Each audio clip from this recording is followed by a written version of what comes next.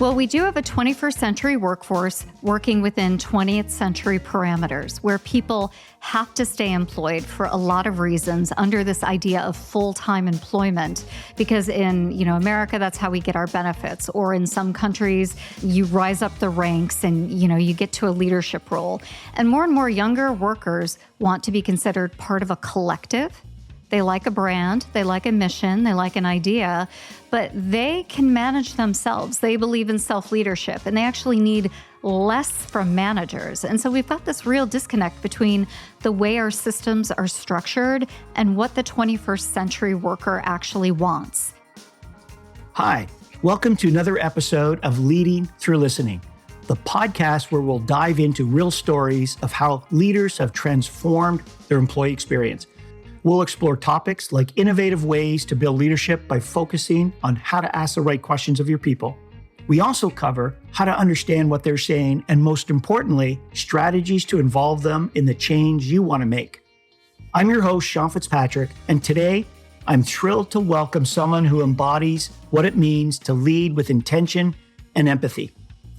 Our guest today is Laurie Ruettimann, an acclaimed leadership expert, LinkedIn learning instructor, and thought leader who has helped countless organizations transform their leadership practices.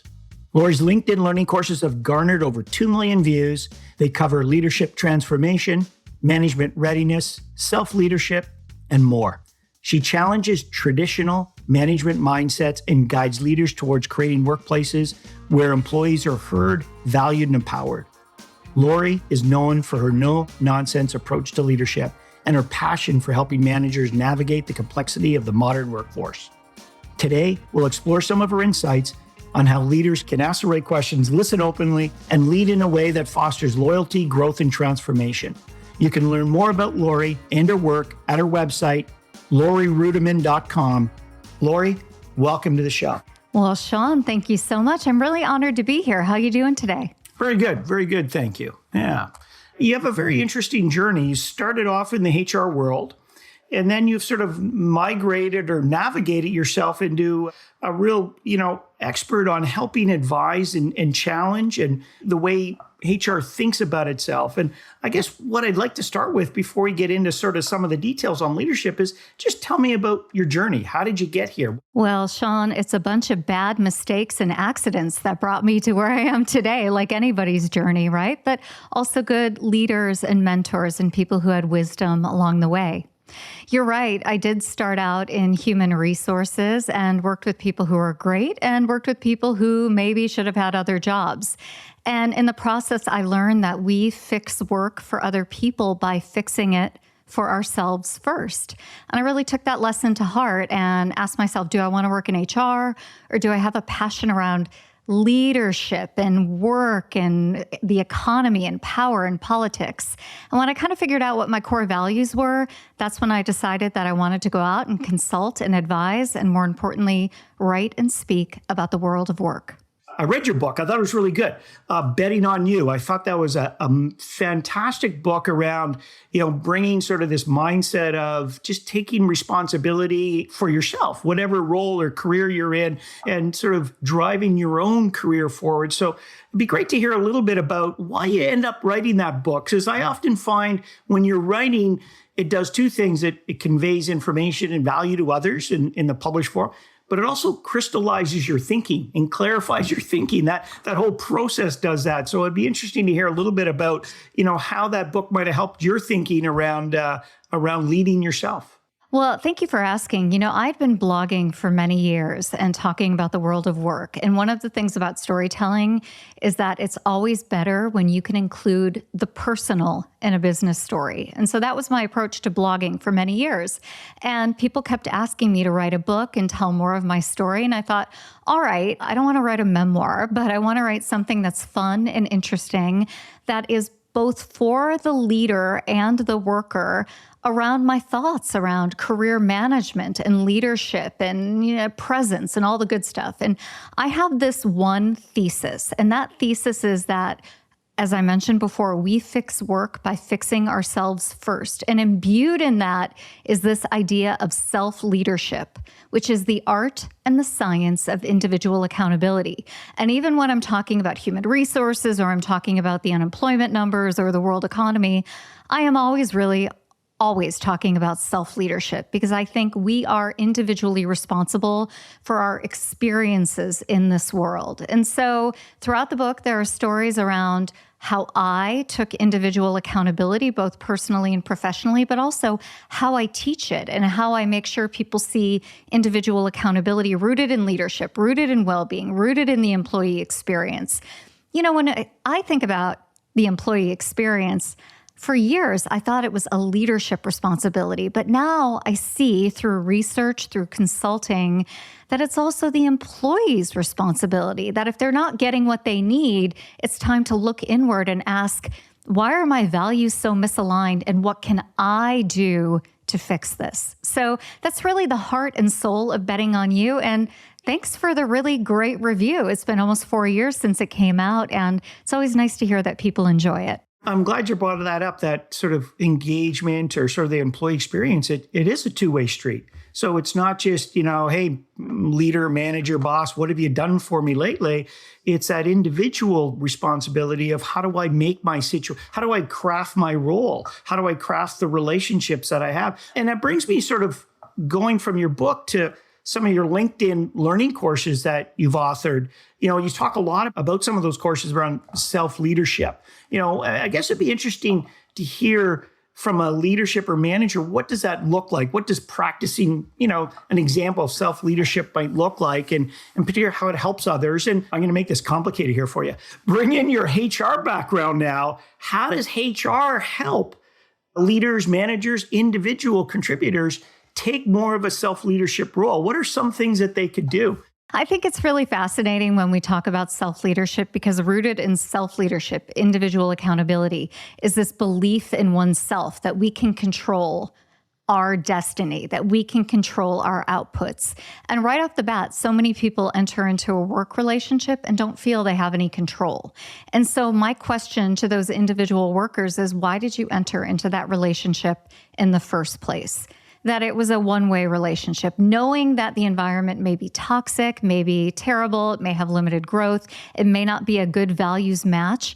How did you get here? And that's a huge metaphysical question. But I think when HR professionals are dealing with employees who are dissatisfied, instead of trying to create programs or address things through meetings, it's a simple question to ask to the worker, like, what's going on in your life that brought you here in this moment to my office where you are so absolutely dissatisfied? And maybe, can we talk to the EAP? I think that's a real good resource. A lot of times we live lives outside of work that make us so desperate for a job identity, and we bring all of that baggage to our jobs and wonder why our jobs let us down. And so the point of Betting on You, at least from a worker perspective, is that you could really work in any kind of job. You can have any sort of career, but it's important for you to know who you are, what you stand for and what you won't stand for, and also to live a big, bold, interesting life outside of work and bring that good stuff to your job. Know that your job is supposed to fund the really interesting life outside of work, not that a job is supposed to fill a void in your soul because the rest of your life isn't going well. And I think that was an interesting and important discussion to have around the pandemic. When the world was difficult and when the world was bleak, people were looking to work. And I think work can have a part in making us feel like satisfied and important and like we contribute. But if we're not engaging in relationships with family members, we're not connected in our community, if we're not out there doing volunteer work, if we're not learning and growing, we're not thriving, and work is never going to satisfy that pit. There's no HR program to make somebody want to learn. HR can't make people curious. And I think once we start having more honest conversations about that, well, then we're on the right path to really talking about true, quote unquote, engagement. I tend to agree with you, but it's also challenging because people are so busy and like you're just a lot going on. To have someone sit down and you're asking them to reflect in many ways, but on some really hard things that they may never have reflected on before, or if they may have thought of but quickly dismissed, because the work to go through that is not easy. And in fact, I would almost argue you go through that type of self-reflection almost throughout your entire life. You're often reflecting and changing and reflect. One of the things you hear a lot about, especially with the baby boomers retiring and so on, a lot of them, once they retire, they become depressed or more anxious than when they were. In fact, you hear about them now. A lot of them are deciding to go back to work or taking back work on part. So the whole focus is, when do I retire? What's my number? What's my date? And then when they get there, after maybe a honeymoon period of 3 or 4 months, 6 months, they're like, my life's not as cracked up as I wanted it to be. How do I get back in? And that's often what they turn to. May not be the right thing, or they may not need, but they turn to work to fulfill them again. So it's a challenge, because to get people to sit down and focus on themselves and reflect on themselves is something that people don't do a lot of, or not everyone does. Yeah. But that's the beauty of a new model of leadership, because before we would have these leaders who were really focused on KPIs or MBOs back in the Gen X day when I started out, right? And now we have a real opportunity for leaders and managers to be advisors, to be mentors, to be coaches, or at least not to be the taskmasters or task mistresses that they were back in the 1980s, right? The environment we're in now really enables that, or at least the opportunity is there now, compared to 50 years ago, where sometimes you literally didn't have that options of flex. But the options available to a lot of people now, in terms of the type of work they can do, where they can work from, how they do their work, how often there's so much more opportunity and flexibility. It probably is a good idea, if someone isn't happy, to now take that chance to sit down and figure out, what is it that I want to do? Because there is so much out there that you can do. And I wonder, maybe you might have noticed that, I think COVID helped accelerate maybe some of that thinking, because people had a break and they slowed down and said, you know what, I don't know if I still want to do this type of work. I want to maybe do something different, or I want to explore, because it forced them to be home with their family every day. It forced them to see different sides of themselves, and then, this is not so bad. It's a little bit different. And maybe I sort of enjoy that a little bit more than I thought I did. So I wonder if you saw that it might have accelerated the thinking around how to think about work and where it fits in your world in terms of your mindset. I think that's a really important point. There were so many of us that were forced to re-examine our lives during the pandemic. And now, with this pushback towards return to office or limited flexibility, many people think, I don't have the freedom to do that anymore. I can't think critically about what I want to do with my life. And I would say the opportunity to do that is when you have a paycheck versus when you don't. So if you're in an opportunity where you're feeling really pressured and you're feeling like, I have to perform, sure, you have to perform, but it's important to think about, can I perform in a different way that serves me, but also allows me to have a work ethic, allows me to do what I need to do at work and do it with excellence, but also come home and live a really great life. I think what happens is people just get so caught up in the moment that they don't do anything well. And that's often by design. We started the conversation talking about designing our jobs, job crafting. I really believe in taking a step back and doing life crafting. Who am I? Where do I want to go? Back in the day, we used to joke about interview questions like, where do you want to be in 5 years? And you're like, I don't know where I want to be in 5 years. Well, I hate to tell you, you should really think about where you want to be in 5 years, because 5 years is not guaranteed to you. 5 years is a gift. And the more agency you can have in making your decisions, the happier you and your family are going to be, and the better you're going to perform at work. So take an active role. That is the essence of self-leadership. And not only, Sean, does it apply to workers, it applies to leaders too. Leaders have a higher disengagement rate than employees at this point. Managers are exhausted, they're tired. And so again, we fix work for others by fixing it for ourselves first. Start to address your issues. You're the canary in the coal mine. And when you fix it for yourself, you're going to have a positive downstream effect on your entire organization. I like that concept of life crafting. It sort of opens up even broader beyond just the work, and thinking about, well, what do I want? Yes, work's a component of it, but I've got a broader sort of experience out here. How do I sort of think about all aspects of my life, and how do I craft it in a way that works for my personality, my style, what I like, what I don't like, that type of thing. I really like that concept. You should, if you haven't already, you should trademark that one. There are no new ideas in this world. And so life crafting, taking a more human-centered approach to work, like all of this is out in the ether. And, I'm inspired by great thinkers like Amy Edmondson and Brene Brown and Dan Pink, and they've been inspired by others. And we're just all kind of in this really interesting ecosystem of rethinking the world of work. And I'm really grateful for the leadership of others. And hopefully people learn from me as well. Well, you brought up Amy Edmondson, and she sort of has done some really interesting work, particularly around this concept of psychological safety in the workplace. Well, you could almost argue psychological at home too would probably be important sometimes.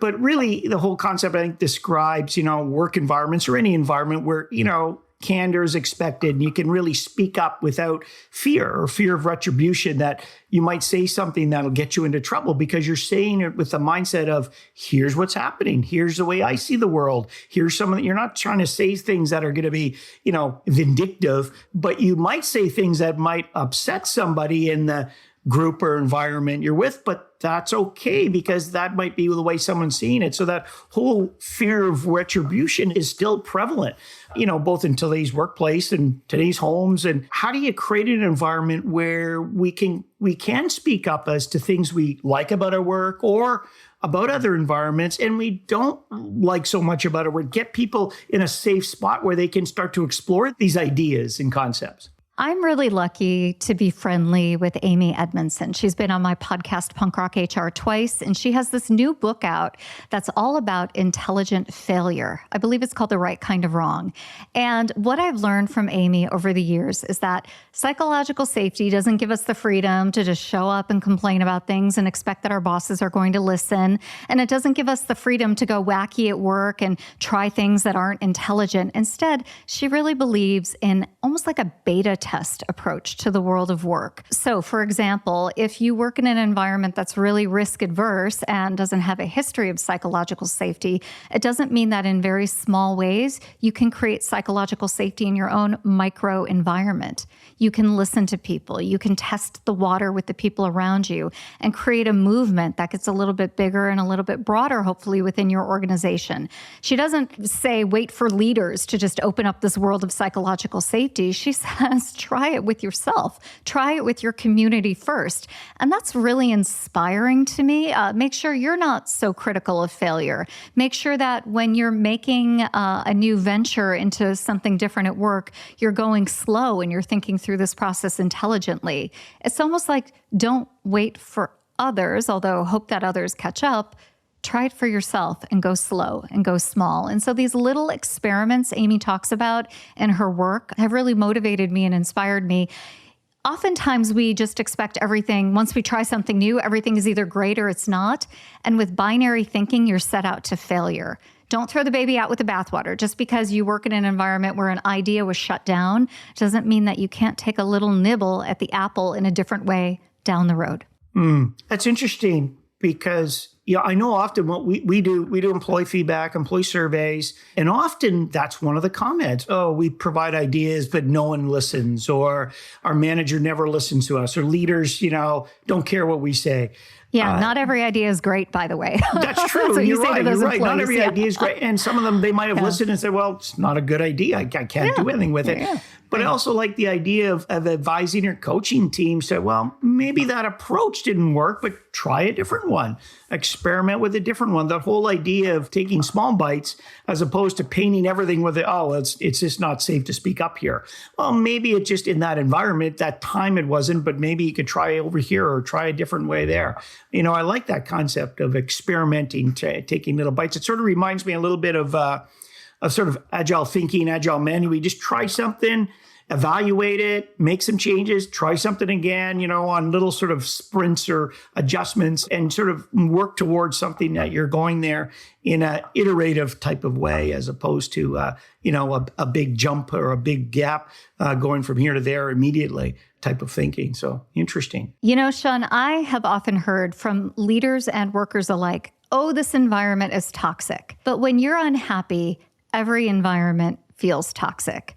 And a lot of times when people speak up or people are in work environments, they'll just up and quit and they'll go on to the next job. And lo and behold, 6 months, a year later, they're still unhappy. And that is called the arrival fallacy. You get promoted, you get a new job, you relocate, everything's supposed to be great, and nothing has changed because you haven't changed.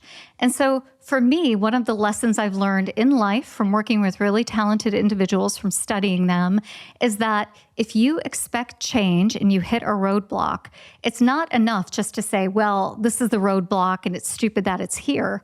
It's really important to look at yourself and look at what you did to get there and see if there maybe could have been a different approach. And I think that's core and critical to self-leadership. Looking at your role in this, not blaming yourself. I'm not talking about victim blaming, but really assessing, is my strategy right? Is my attitude right? Are the questions I'm asking right? Are my expectations even realistic? And if they're not, what can I do to better align what I want for my life and my career with my reality? What about sort of thinking about maybe from an individual to a team level? So I'm thinking about HR in particular as a group or department. And, as a group, sometimes you'll hear them complain individually, but, oh, well, no one listens to HR. Wait, really, HR people has no complain? Power. I would really like to see HR become much more leadership driven, thinking differently about the HR role, transforming their role really to a place where they can be a force in organizations. Because I really do think that's happening, in that people have so many options now. The value of human capital is so high, and HR is really, or should be, in a really good position to have a big influence on the organization. But they still, seem to struggle getting beyond the administrative, policy-driven side of the business, and not really business advisors to the chief executive officer or chief administrator or whoever it is, and the leaders in the organization. And I don't know, what advice would you give to leaders and managers in HR to sort of that want to transform, want to change, but they can't, or they're struggling getting their department to where they want to move to? So I have 3 things to say. First of all, the head of human resources at any organization is the CEO. The people responsible for delivering a great employee experience with great benefits and a wonderful work environment and challenging work and feedback and all of that are the leaders who report to the CEO. And then HR should be the talented group of individuals to make that happen. Oftentimes, we get the HR department that the CEO wants, which is the department to clean up people messes that they don't want to deal with. And in that way, for decades, for almost a century, HR is given a bad rap. On one hand, CEOs are like you, Sean. They're like, oh, we hate our HR department. They call me all the time. And they're like, oh, my HR leader is terrible. Can you help me find a new one? And the answer is no, because you don't want an HR leader who's truly focused on enabling your leaders and your managers to lead people in a 21st century economy. You just want someone to babysit. You want someone to blame when talented people won't stay at your organization. Any HR issue is not really the fault of HR. It's the fault of leaders and managers making decisions about how they choose to interact with their quote unquote human capital, their best asset, the most important thing at the organization. So, I always take issue when people say that HR professionals, they're wishy-washy or they don't get things done, because they're not really given a mandate in most organizations to get anything done. They are given a confusing amount of messages internally. And from there, they try to eke out a people strategy, a technology strategy, a recruitment strategy. And it's a mess, but it's not a mess because of the individuals doing the work. It's a mess because of the CEO and the leadership team. If you work at a company like that, vote with your feet and get the heck out. Go find an organization that truly values you. Many HR leaders these days followed the advice that we were giving out in the early 2000s. They have their MBA. They've run their own family businesses or small businesses. They're leading, volunteer organizations. They are true business professionals, but the only job opportunities out there are these mealy-mouthed, old school HR positions. So if that's one you find yourself in, go find a job in operations. Go find a job at a consulting firm. Go find a job somewhere else and force HR departments to change by making it difficult for your CEO to attract talented HR people. That's what I say. What do you think about that, Sean? When I think about HR's job is not to improve, because often when we work with our clients, they think, well, that's HR. They should look after employee engagement or they should look after job sat. And I'm like, well, no, it's the leader's role to engage their people. HRs are there to facilitate, to maybe help the leader do a better job or help employees and help them with their direction and to provide the tools to be the grease in the process, but they're not the core gears. I really agree with that, but boy, it's challenging in a lot of organizations. Even managers still think, well, that's a HR initiative. That's a HR job. And it's really getting that mindset changed over time that no, HR or people is the job of the leader. HR is just to help facilitate that and make it go as smooth as possible.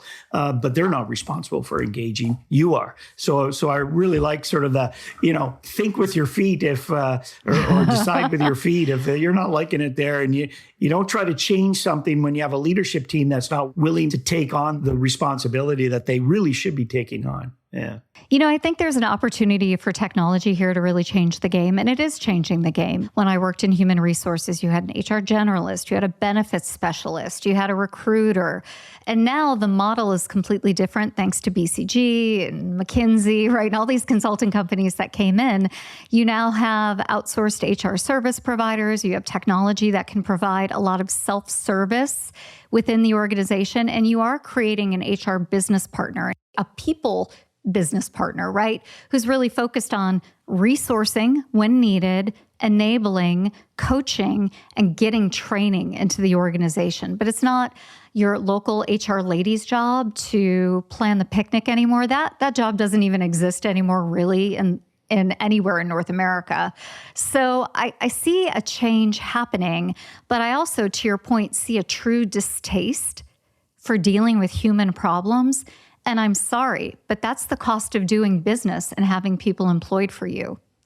If you have workers, you're going to have human problems. You're going to have conflict. You're going to have sickness. You're going to have illness. You're going to have caregiving issues. People are going to have babies. People are going to be sad. They're going to bring their personal problems to work. And again, you write in all sorts of stuff into your budget to deal with the cost of doing business. You're going to have to write in time for managers to deal with workers who are just always inherently human.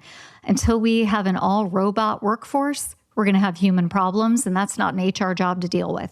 I recently read a study that just got published in the last week or two. It's people that are sort of probably in their late 20s, early 30s in the workplace right now. And they're asking, would you take on a manager role? And for the first time ever, less than half said yes. So most people said no, they don't want to take on. They want to just continue on being an individual contributor. And that's a change because what they sort of thought about is like, it's too much work and not enough reward. We've seen this now for a couple of years, the level of engagement with executives. So the top, leaders in an organization that have full autonomy, they drive the business, they decide which direction, they tend to have very high levels of engagement. And then individual contributors, people doing the work day to day, they tend to be pretty good levels of engagement. And then you've got this middle layer of management, and they are so disengaged, generally speaking. And it's unusual. If I go way back in the data 15 years ago, we've been doing this for a long time. It used to be senior leaders had really high, mid-level managers pretty high, frontline, medium or so. But it's flipped now. At senior level is still very high. Middle managers are the lowest, and then immediate individual contributors have higher levels of engagement than middle man. So there's a real challenge in this middle management level, but we need them. You're not going to be able to run organizations without them. But certainly a lot less people want to be doing the job. And, how do you create an environment where that level of management or that role or function actually works. And that's broken right now in a lot of organizations.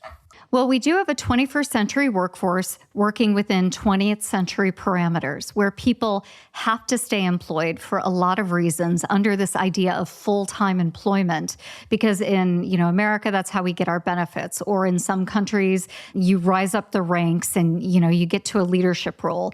And more younger workers want to be considered part of a collective.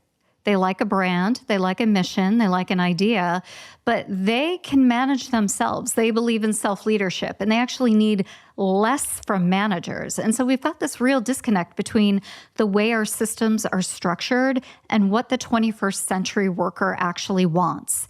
And so if you hire someone as a full-time employee, you're going to expect that they're going to show up with all this kind of baggage like they did in the 20th century and expect their employers to solve it for them, when I think we need to be having a more mature conversation, not only about job crafting and life crafting, but really work crafting. What does it mean to gain knowledge, skills, and abilities, but manage yourself in the 21st century? What does it mean to be responsible for providing for your retirement, making sure you take care of your own health and well-being, but still getting some employer support? We need to be having more mature conversations, but unfortunately, there are a lot of reasons why we don't. Tax structures, union structures, works councils, all of it is an old way of thinking about the new world of work. And, wait until we start to talk about AI and those robots who do come. It's going to disrupt everything. Well, Laurie, I really appreciate your time. It was a fantastic discussion learning about your way of thinking. I really like that idea of taking responsibility, taking self-leadership, and not only self-leadership about work, but this whole idea of self-leadership about the holistic individual. How do I want to lead at home? How do I want to lead in the community? And how do I want to contribute or lead in the workplace? That idea of life crafting concept, I just think that's fantastic in terms of that, self-responsibility. And, some of the tips you throw out there, like that idea of psychological safety and sort of, maybe that way didn't work, but try another small bite of the apple or try a different way to think about things. That's a real way that people can try to do different things in either their home or their workplace and do things differently to make a better environment for themselves. And then if I understand you right, if you start with yourself and make that change there, it's going to affect your environment and the broader world out there. So thank you very much. I appreciate your time. Thank you. It was great to be here. And I wish everybody to stay well, be safe, and be brave. Thanks for joining us today on Leading Through Listening. Be sure to subscribe on Apple Podcasts, Spotify, or YouTube Music so you don't miss a future episode. We'll see you again soon.